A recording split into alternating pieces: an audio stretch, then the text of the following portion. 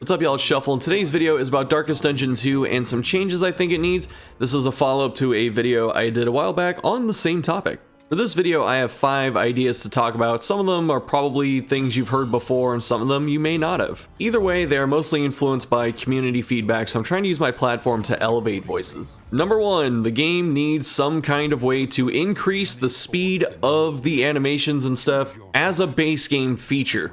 Many other games are going this route, especially if they understand that the animations take a while and people just enjoy that quality of life thing, like Iratus. For instance, you can just crank up the speed to like ×5 or something. And Darkest Dungeon 2 should follow the same path. Not to say we don't enjoy the animations, not to say that we don't want to look at the graphics, but with how long it takes to drive the cart and the battles and stuff, these runs take up 5 hours when if you could speed them up, they would take maybe half of that. As of now, people have to use Cheat Engine to boost the speed, and I'd rather just have an in-game way to do it without having to go third party.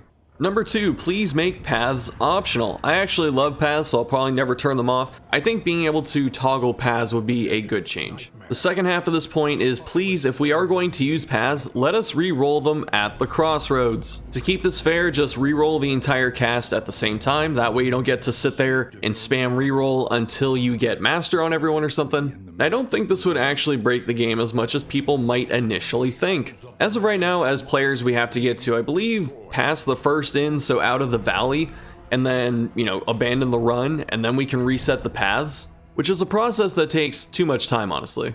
For example, I've seen Alchemist Plague Doctor so many times. I would say she's the most common path I've seen from all characters that I don't want to pick her if I ever see her now at the crossroads. I'd rather be able to try Surgeon or Warlock Occultist. As much as I played the game, I've never used Warlock Occultist. I would like to be able to. Number 3 was in the previous video, and the game needs a scaling / ascension type system. So as you go further into the game, the enemies either scale in stats or get new moves or different modifiers, just something that makes the game more difficult as time goes on.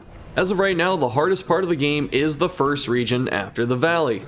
The reason for this is you have less player power as you will later, so as you get further into the run, you get stronger, but the enemies don't. And since the enemy never scales to meet you, you just start running them over, and it just becomes more of a less threatening speedrun situation. And of course, Ascension or Pact of Punishment or whatever you want to call it, increasing darkness, I don't care, but having some other way to just stack more difficulty on the game would be a really fun thing to have. Number 4, Hero Shrines should have some other artistic thing to them. Not that they aren't fantastic right now. Hero Shrines are one of the best parts of Darkest Dungeon 2, no joke. So if we could add more to them, they'd be even more enjoyable. The idea for Hero Shrines would be to either add some more still images to the narrative parts, like when it's just the character's portrait and then Wayne's talking about their history. It would be nice if there were static images or maybe motion comics or something like that that explain these. And this might be an idea that's already in the works, because I didn't know this originally, but Thick and some other people have noticed that there are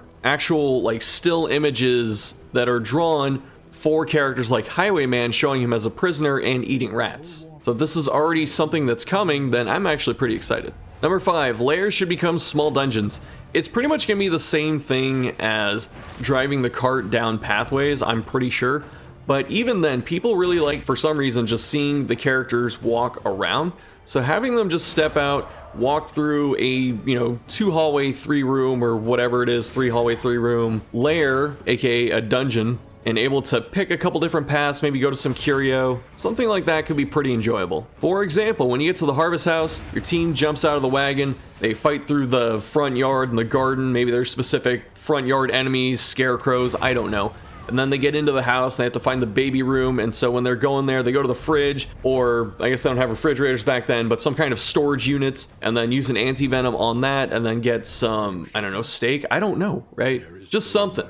I realize a change like this would be quite a bit to implement, because you'd have to change the stagecoach and all that other stuff in the engine. I am not a programmer, so I don't know how it works. But on its face, it does feel like it might take a substantial amount of work, so I understand if this isn't something that is coming necessarily until the end of early access if they decide to do it. Alright, y'all, that's gonna do it for this one. Hopefully it was a short video, and I hope you enjoyed it.